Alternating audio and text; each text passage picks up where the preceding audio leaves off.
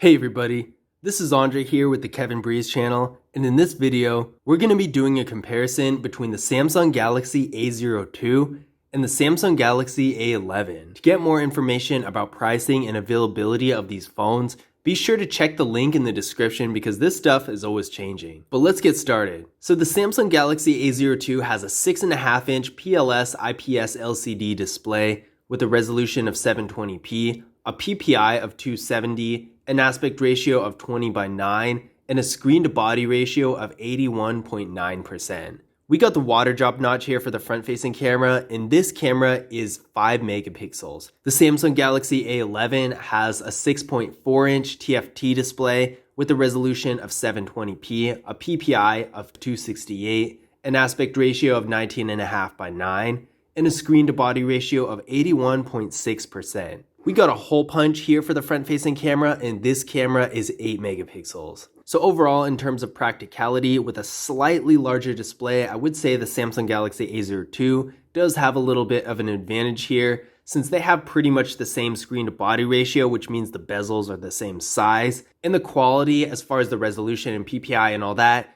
is basically the same. On the other hand, the design of the Samsung Galaxy A11 does look a little bit better. It looks a little bit more modern and sleek, especially on the back. You can see the phone is a little bit slimmer, and the hole punch camera does make things a lot better. I'm not a big fan of the water drop notch because it just extends the bezel and doesn't really make a lot of sense. It just makes the status bar look a little bit more messy. Whereas the hole punch camera is nice and off to the side and really doesn't get in the way of anything. Now the Samsung Galaxy A02 has 64 gigabytes of internal storage with microSD card expansion, and the Samsung Galaxy A11 has 32 gigabytes of internal storage also with microSD expansion. So the Samsung Galaxy A02 again does have the advantage here. It has double the space of the Samsung Galaxy A11. So that is pretty impressive, especially for such an entry-level phone. The Samsung Galaxy A02 is more towards the bottom when it comes to that sort of thing. It is very entry-level, so seeing it with 64 gigabytes of internal storage, especially since its predecessor, the Samsung Galaxy A01, only had 16 gigabytes of internal storage, they really quadrupled the storage. It really is impressive for it to go up that much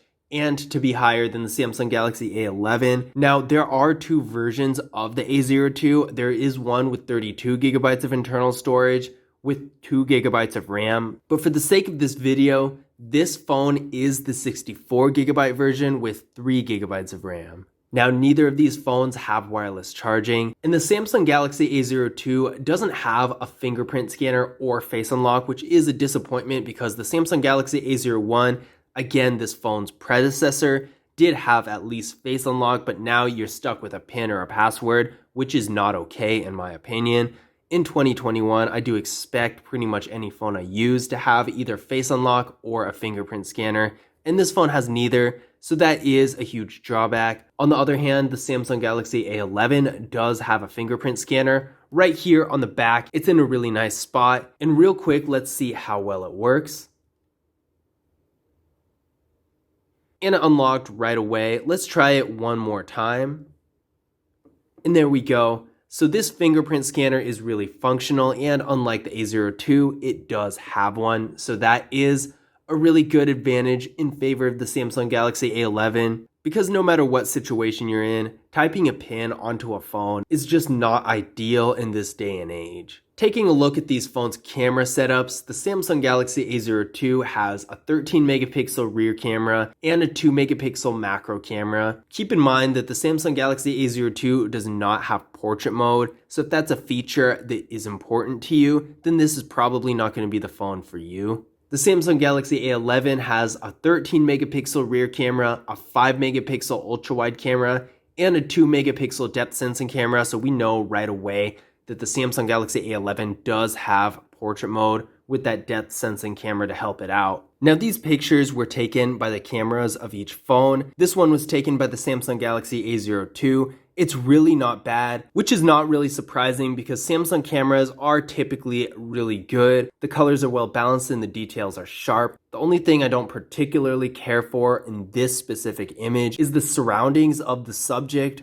are a little bit bright. I think that could have been done better. That's most likely because of the sensor of the camera. Now this picture was taken by the Samsung Galaxy A11. Even though it's not quite as bright, I do think that this picture is a little bit better quality. If you look closely, you can see a lot more detail in this picture. The colors are still really well balanced.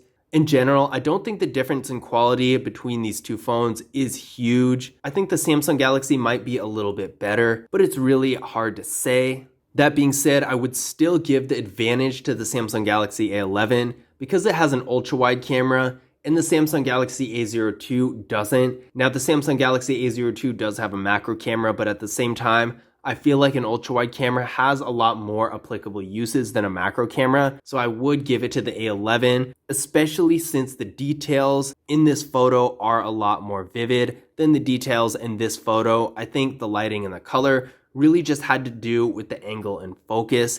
And the Samsung Galaxy A11 does take slightly higher quality pictures. Now in video mode, both these phones can shoot up to 1080p in both cameras. So the quality difference is going to be pretty much the same you see here, which is not huge, but it's still noticeable in favor of the Samsung Galaxy A11. Now internally, the Samsung Galaxy A02 is getting 3GB of RAM with the MediaTek MT6739W processor. Now again, this is the variant with 3GB of RAM and 64GB of internal storage, whereas the other variant has 2GB of RAM and only 32GB of internal storage, so there's definitely going to be a little bit of a difference here. The phone hasn't reached US markets yet. It's hard to say which one, if not both, will actually reach US markets, but for the purposes of this video, this specific phone does have 3GB of RAM. We ran a Geekbench 5 benchmark test on this phone, and it came back with a single core score of 106 and a multi-core score of 350.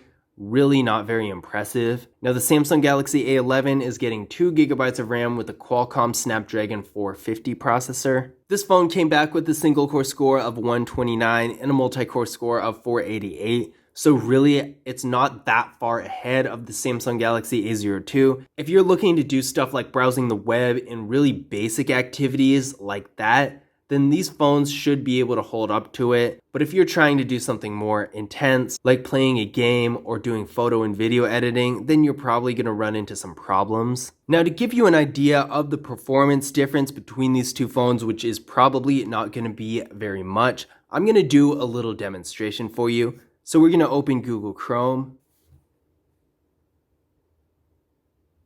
And as we see there, the Samsung Galaxy A11 did pull up Google Chrome a little bit faster than the Samsung Galaxy A02, so that does show that slight difference in processing power on Geekbench 5. Let's open a web page real quick and see if this difference is consistent.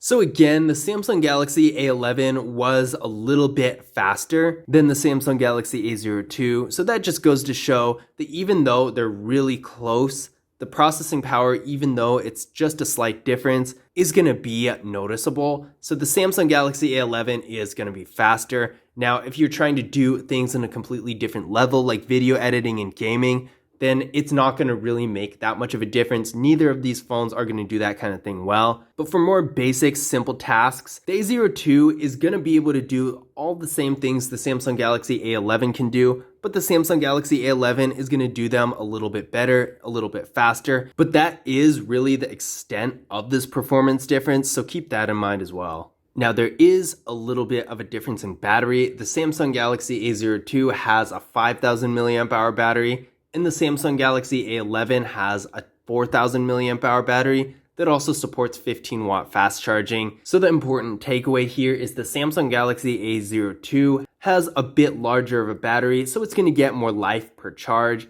and also more longevity down the road as things start to wear out. But both of these batteries are really good size, so that's really good. Now, in conclusion, which one of these phones is better? It's really close. Neither of these phones were particularly impressive for me, but for entry-level phones, both of them are pretty decent. Now, there are a few key differences that are really going to be important to your decision. The Samsung Galaxy A11 has much better security features with that fingerprint scanner. That really does make a difference personally to me. It also has a little more processing power, so it's going to be somewhat faster. And the camera, in my opinion, is much better. And not to mention, it's slimmer and sleeker, and I think it looks better too. But the Samsung Galaxy A02 does have some advantages too, specifically two of them. It has a 5000 milliamp hour battery, which is a bit larger than that of the Samsung Galaxy A11 with the 4000 milliamp hour battery. It does have a slightly bigger display, which I don't really think it's enough for me to consider that a huge advantage. It is one to pay attention to, but I don't think the difference is so big that it's actually going to matter that much. And then of course the other thing is the storage. On this variant at least is double that of the Samsung Galaxy A11. So that's something else to keep in mind. At the end of the day, I personally would say the Samsung Galaxy A11 is a little bit better. This phone has just enough more processing power to be a bit of a step up from the Samsung Galaxy A02 as far as actual performance goes, and the camera is much better. And for me, having a camera with no portrait mode at all is just too much of a disappointment for me. I do like to take good pictures from time to time, so the camera of the Samsung Galaxy A11 is going to come in handy there. And then of course, the fingerprint scanner. As I'm sure you've gathered, I really don't like having to put in a PIN or a password, so having a fingerprint scanner is just the icing on the cake that makes the Samsung Galaxy just that much better to me. But if you're on the go a lot and don't get to plug your phone in all the time, but still have to use it throughout the day and have a lot of photos and videos and other apps and would benefit from having a lot more space, then the Samsung Galaxy A02 could fit your needs better. But I hope you guys enjoyed the video. If you did, definitely leave a thumbs up and subscribe. To get more info on the phones themselves, be sure to watch the full reviews of the phones on the channel. And for pricing and availability, definitely check the link in the description because that stuff is always changing. But that's it for today, guys. I'll see you in the next video.